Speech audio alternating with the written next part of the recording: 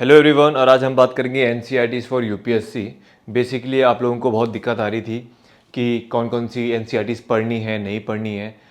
वैसे तो obviously NCERTs हम थोड़े कुछ दिनों बाद पढ़ेंगे, बट आप में से बहुत कह रहे थे कि एक बार दिखा दो कौन कौन सी है। इसमें मैं फ़ोटोज़ भी दिखा दूंगा कि कौन कौन सी एनसीईआरटीज़ की बुक है, सो दैट आपको कन्फ्यूजन नहीं है, ठीक है ना। इसमें मैं डिटेल में बताऊंगा कि कौन सी, देखो कौन से के नोट्स मैं प्रोवाइड कराऊंगा, किन किन के लेक्चर्स मैं प्रोवाइड कराऊंगा और आपको कौन कौन सी पढ़नी है, और दूसरी है कि खरीदनी कौन सी है कौन सी नहीं खरीदनी है। थोड़ा सा कन्फ्यूजन है क्योंकि मैंने देखो नोट्स और पढ़ाने के लिए तो ऑब्वियसली मैं सारी लगभग कवर कराऊंगा, बट ऑब्वियसली ऐसा नहीं है कि आपको सारी खरीदनी है। देखो मैं नहीं चाहता कि आप अननेसेसरी एनसीईआरटीज़ खरीदो और फिर एट द एंड उसको नहीं पढ़ो, तो I don't want you to waste, ठीक है ना।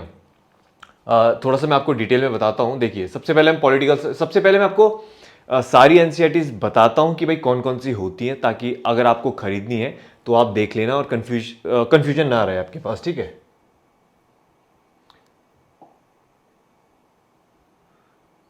मैं थोड़ा सा आपको बताता हूँ।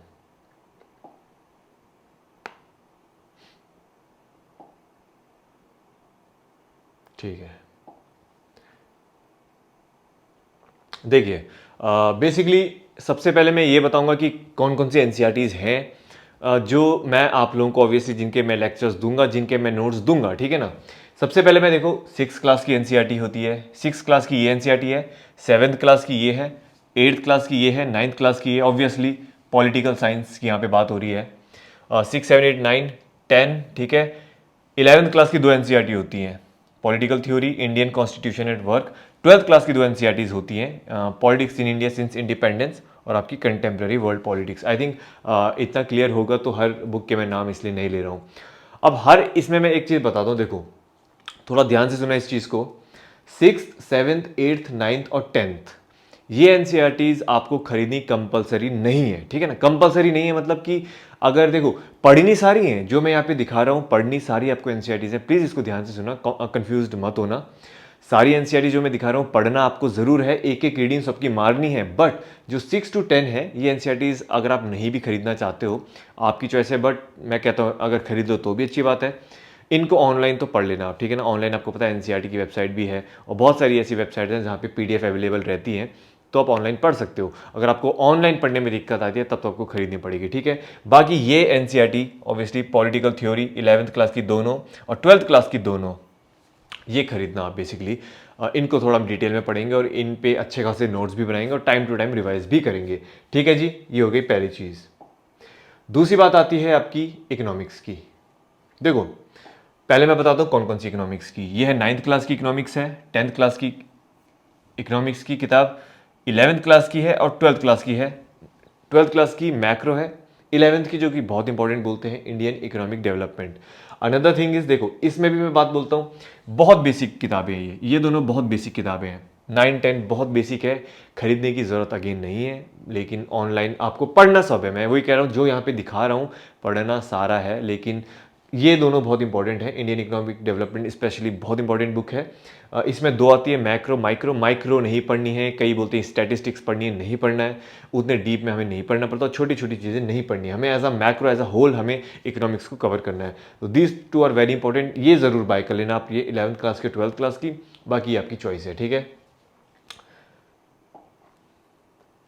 Again geography, yes this is something which is very important. तो पहले मैं बताता हूँ, 6th क्लास की है the earth our habitat, 7th class की आर एनवायरनमेंट, 8th क्लास की resources and development, 9th class की कंटेम्प्रेरी इंडिया 1, एंड उसके बाद 10th क्लास की contemporary India 2, and 11th class की 2 एनसीईआरटीज होती है, fundamental of physical geography and second is India physical environment, और 12th क्लास की भी 2 ज्योग्राफी की बुक्स होती हैं, fundamentals of human geography and India people and economy, ठीक। अब सबसे इंपॉर्टेंट चीज़ ये आती है कि ज्योग्राफी में देखो, मैं एक क्लियर कट बोलता हूँ, ज्योग्राफी की एनसीईआरटीज़ बहुत इंपॉर्टेंट होती है। अगर एनसीईआरटीज़ में कोई एनसीईआरटीज़ है जो बहुत इंपॉर्टेंट है हिस्ट्री को छोड़ के, तो वो ज्योग्राफी है। ज्योग्राफी बहुत इंपॉर्टेंट है, तो आई विल से 6 to 12 सारी एनसीईआरटीज़ खरीदो। पढ़ना भी हमने इनको डिटेल में है, नोट्स भी अच्छे से बनाएंगे और लाइन टू लाइन डीपली हम इनको अच्छे से कवर करेंगे। तो प्लीज़ ये सारी बुक्स खरीद लेना। ऑनलाइन तो ऑब्वियसली आप 6, 7, 8 क्या ईजिली ऑनलाइन भी पढ़ सकते हो, बट अगेन मैंने क्या कहा, जो इंपॉर्टेंट बुक्स हैं उनको तो खरीद लो, जो बाकी बुक्स हैं जो इंपॉर्टेंट नहीं है ज़्यादा उनकी रीडिंग कर लो अच्छे से ऑनलाइन, एंड उसके बाद आपको नीड उसकी नहीं पड़ेगी, ठीक है। क्योंकि नोट्स तो obviously I will be providing, तो हमारा यही रहेगा कि एक बार एनसीईआरटी अच्छे से कवर करें एंड फिर मूव ऑन करें। उसके बाद करते हैं हिस्ट्री की। ऑब्वियसली यहाँ पर कन्फ्यूजन आती है न्यू और ओल्ड की। पहले बुक्स देख लो, मैं बताता हूँ आपको। देखिए सिंपल सी बात है, इसमें ज़्यादा कन्फ्यूज नहीं होना है। ये न्यू एनसीईआरटीज़ है, बहुत से कन्फ्यूज होते हैं कि न्यू खरीदें कि ओल्ड खरीदें। अभी मैं आपका इसका डाउट क्लियर कर देता हूँ। देखो पहले 6th, 7th और 8th। अब देखिए जो 6th, 7th, 8th क्लास की हिस्ट्री की एनसीईआरटी है वो कंटिन्यूएशन में है, यानी कि 6th क्लास की एंशिएंट है, 7th क्लास की मेडिवल है और 8th क्लास की मॉडर्न है, ठीक। अब उसके बाद 9, 10 और 11 ये भी थोड़ा कंटिन्यूएशन में मान सकते हो। क्यों? 9, 10 में India and the contemporary world, कि भाई जो हैपनिंग्स इंडिया में हो रहे हैं कि साथ में बाकी कंट्रीज में क्या हो रहा है, यस कहीं कुछ हद तक इंपॉर्टेंट है, बट पहली हमारी प्रायोरिटी में ये बुक्स नहीं रहेंगी, ठीक है। Again themes in world history, इसको भी ऑब्वियसली ज़रूरी नहीं है कि हमें ये एनसीईआरटी पढ़ना है, क्योंकि देखिए जहाँ तक हिस्ट्री की बात करते हैं, वैसे तो जो एंशिएंट और मिडिवल के लिए एनसीईआरटी सफिशिएंट है।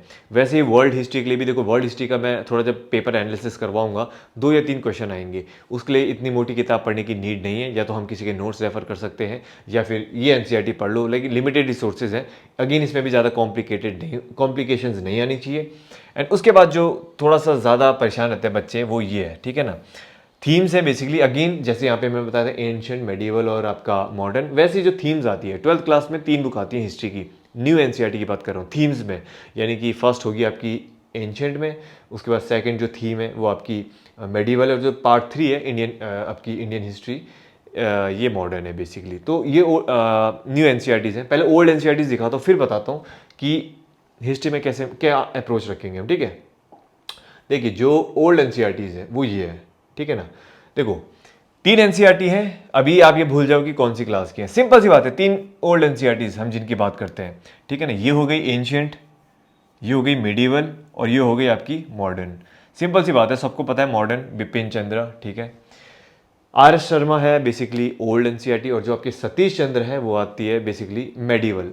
आर एस शर्मा है एंशिएंट के लिए। देखो आर एस शर्मा है एंशिएंट के लिए, कंफ्यूज मत होना, मैं लिख दूं कहीं पे क्या,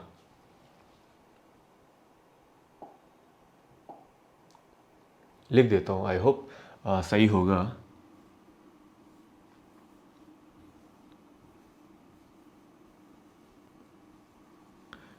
आर एस शर्मा आपकी एंशिएंट के लिए है। वैसे तो ये मैंने लिखा है ऑब्वियसली।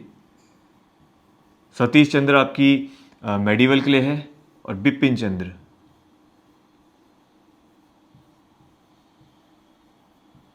ये आपकी मॉडर्न के लिए है। तो बेसिकली ये ओल्ड एनसीईआरटीज होती है, ठीक है ना। ये है। अब इसमें मैं एक चीज़ बताता हूँ कि न्यू पढ़नी है कि ओल्ड पढ़नी है। देखो ज़्यादा डिफरेंस नहीं है, ठीक है। ओल्ड एनसीईआरटीज़ में डेटा ज़्यादा होता है, थोड़े कंसेप्ट डीपली वहाँ पे डिफाइन करे गए। कंसेप्ट मतलब कि जो भी हैपनिंग्स है उनको डीपली अच्छे से समझा रखा है, इसलिए ओल्ड एनसीईआरटीज़ रेफर करते हैं। और जो कि एनसीईआरटीज़ के लिए स्पेशली एंशिएंट और मेडिवल के लिए हम ज़्यादा रिसोर्सेज नहीं फॉलो करते हैं। ऐसा नहीं है कि उसके लिए हम अलग से रेफरेंस बुक पढ़ते नहीं पढ़ते हैं रेफरेंस बुक। एंशिएंट मेडिवल हमारी एनसीईआरटी से कंप्लीट होती है, इसलिए हम ओल्ड एनसीईआरटी को रेफर करते हैं। क्योंकि अगर आप जो थीम्स वाली बुक है यानी कि न्यू एनसीईआरटीज़, उसमें अगर एंशिएंट और मेडिवल कवर करोगे तो फिर भी बहुत सारी चीज़ें होंगी जो मिस आउट कर दोगे। तो यहाँ पर मैं आपकी चॉइस बोलता हूँ, आपको थीम्स वाली पढ़नी है थीम्स वाली पढ़ सकते हो, ओल्ड एनसीईआरटी पढ़नी है वो भी पढ़ सकते हो, या फिर अगर आपको तमिलनाडु बोर्ड की पढ़नी है वो भी पढ़ सकते हो। अब बात करते हैं मैं क्या पढ़ाऊंगा। यस ये जो ओल्ड एनसीईआरटीज़ हैं मैं ये कवर करवाऊंगा, और जो न्यू है बेसिकली आपकी जो थीम्स वाली वो भी कवर कराऊंगा, बट नोट्स में एज अ होल एक एक बना के दूंगा। ऐसे नहीं कि इनके नोट्स में अलग से बनाऊंगा उनके अलग से बनाऊंगा, नहीं। एंशिएंट की जब बात आती है तो मैं दोनों बुक्स को लेके जो इंपॉर्टेंट चीज़ें हैं जो काम किए उनके नोट्स बनाऊंगा। एट द एंड आप चाहो तो ओल्ड एनसीईआरटीज़ प्रेफर कर सकते हो अगर आपके पास है, और जो नई एनसीईआरटीज़ थीम्स वाली पढ़ रहे हैं वो प्रेफर कर सकते हो। ज़्यादा कंफ्यूज नहीं होना है, 19-20 का फ़र्क है, ठीक है ना। इसी कन्फ्यूजन में कई बार लोग महीनों बर्बाद कर देते हैं कि यार ये पढ़ूँ या वो पढ़ूँ, ओल्ड पढ़ूंगा तो शायद उसमें कुछ अलग ही लिखा हो, ऐसा कुछ नहीं है, माइनर डिफरेंस होता है। तो डोंट गेट कन्फ्यूज, ठीक है। अब बात करते हैं आर्ट एंड कल्चर के लिए। यस देखिए आर्ट एंड कल्चर में बेसिकली ये वाली किताब अभी रहने दो, ठीक है ना, इसे खरीदना मत।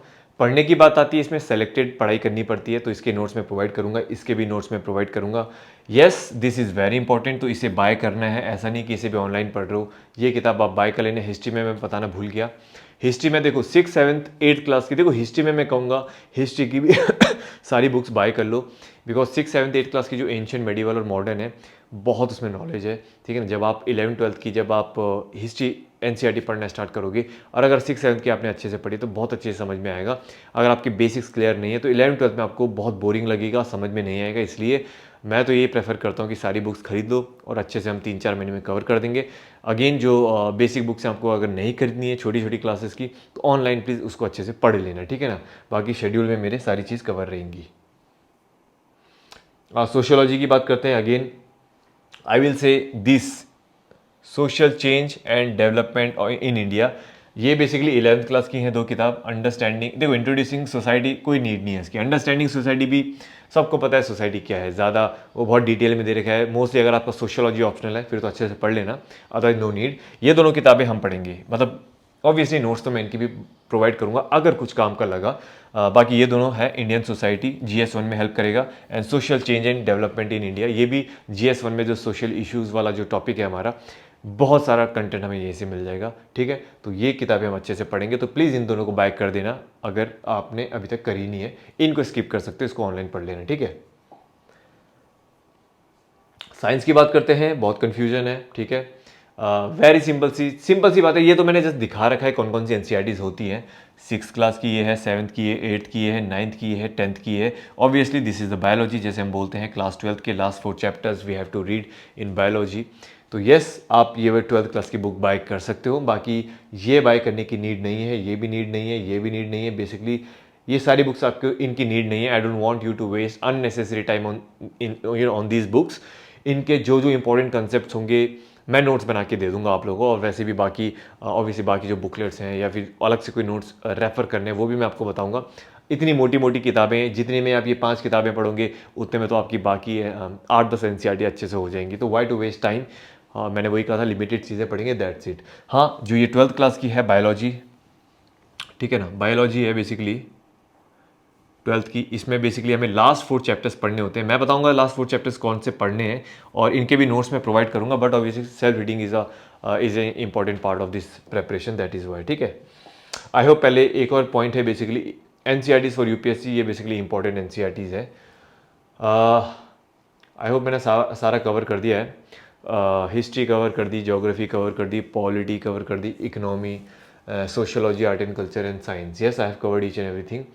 ये है बेसिकली इंपॉर्टेंट, थोड़ा सा एरर हो गया है, ठीक है ना। ये है इंपॉर्टेंट, ये बेसिकली इंपॉर्टेंट एनसीईआरटीज है जो मैंने आपको बताई थी। देखो ये वो एनसीईआरटीज हैं जो आपको बाय करनी ही है, ठीक है ना। ये एनसीईआरटीज तो आपको बाय करनी है। मैं नहीं चाहता था कि अननेसेसरी बुक्स आप बाय करो, तो मैंने बोला कि भाई बाकी एनसीईआरटीज में आपकी चॉइस है, पढ़ी नहीं सारी है, ध्यान से सुनना, पढ़ी नहीं सारी है, लेकिन कुछ जो इंपॉर्टेंट है वो हम बार बार पढ़ेंगे और बाय करनी है। जैसे कि हिस्ट्री में देखो, सिंपल सी बात है, 12th क्लास की आपको बाय करनी है, या तो ओल्ड करो या न्यू करो, एक आपको बाय जरूर करनी है, ठीक है, आपकी चॉइस है। या तो थीम्स वाली बाय कर लो जो कि न्यू एनसीईआरटीज है, या फिर ये जो आर एस शर्मा, सतीश चंद्र, बिपिन चंद्र है, इनमें से एक बाय कर लो। बाकी 6 to 10 पढ़नी है हमें, ठीक है ना, बाय करो या ना करो आपकी चॉइस है, तो मैं आप पे छोड़ रहा हूँ। ज्योग्राफी की बात करती है 6 to 12, 6 to 12 यानी कि टोटल 5, 6, 7, 8, 9 किताबें हैं जो बाय करनी है, यू मस्ट। 6 to 12 सारी किताबें आपको बाय करनी है, बिकॉज ज्योग्राफी बहुत इंपॉर्टेंट है। हमारे पास कोई परफेक्ट इसके लिए रेफरेंस बुक नहीं है, कोई परफेक्ट अदर सोर्सेज नहीं है, हमें जगह जगह अलग अलग जगहों से ज्योग्राफी कवर करनी पड़ती है, दैट इज़ वाई हमारे लिए ये सबसे ऑथेंटिक रिसोर्सेज हैं। तो ये बुक्स आपको, इकोनॉमिक्स में अगेन 9-10 पढ़ लो, ऑनलाइन पढ़ लो, no need to buy those books. Buy करना चाहते हो तो कोई दिक्कत नहीं है, वो भी बाय कर सकते हो। और 11-12 तो आपको बाय करनी है, these are important. Again polity में भी 11-12 बाय करनी है, बाकी 6 to 10 आपको रीड करनी है। आर्ट एंड कल्चर में 11th क्लास की यू शुड, एंड सोशियोलॉजी में ऑब्वियसली 12th क्लास की, जिसमें 2 बुक हैं, और बायोलॉजी के लिए सेकंड, जिसमें कि last 4 chapters we have to study, that is it. तो ये था एनसीईआरटी का। आई होप नाउ सारी चीज़ें क्लियर हो गई होंगी, ठीक है। एंड अगर आप मार्केट में, अब मैंने जैसे कहा था कि एनसीईआरटी खरीदना स्टार्ट कर दो, क्योंकि ऑब्वियसली अब ज़्यादा टाइम नहीं है, वैसे भी आप बहुत सारे दिल्ली से बाहर रहते हैं, तो 4 से 5 दिन तो कम से कम लगेंगे अगर आप अमेज़ॉन या फ्लिपकार्ट से मंगाते हो। यही चीज़ें हैं बेसिकली, ठीक है। एंड दैट्स इट गाइज, यही एनसीईआरटी का सेशन था बेसिकली। एंड इसके बाद जो बाकी सेशंस होंगे we will keep you updated regarding, ठीक है। आप फिर भी देख सकते हैं, अगर आपको फ़ोटो लेना है इसका तो नहीं, लेकिन ये वाला देख सकते हो आप, ये वाली बायोलॉजी के लिए ये किताब है, बाकी नहीं लेनी है। उसके बाद ये दोनों सोशियोलॉजी के लिए नीचे वाली किताबें। उसके बाद ये वाली आर्ट एंड कल्चर के लिए लेनी है, इंट्रोडक्शन टू इंडियन आर्ट, इसकी नीड नहीं है फ़िलहाल। आइदर आप ओल्ड एनसीईआरटीज़ लो, ठीक है, या फिर आप न्यू एनसीईआरटीज़ में ये थीम्स वाली ले सकते हो। ये सारी आपकी चॉइस से ले सकते हो, पढ़ोगे तो अच्छा है क्योंकि एनसीईआरटी में बहुत क्वालिटी डेटा होता है। वैसे तो ऑब्वियसली इनके भी मैं इंपॉर्टेंट सेशंस और नोट्स प्रोवाइड करूंगा, बट ऑब्वियसली सेशन नोट्स से हर चीज़ नहीं होती है, खुद पढ़ना भी बहुत मैटर करता है, तो प्लीज़ उसको निगलेक्ट मत करना। ये है आपकी ज्योग्राफी की सारी NCERTs, and this is your economics, and this is your polity, and this is your NCERTs for UPSC का सेशन, ठीक है ना। So thank you so much guys, and इसके बाद मिलते हैं अगले सेशन में।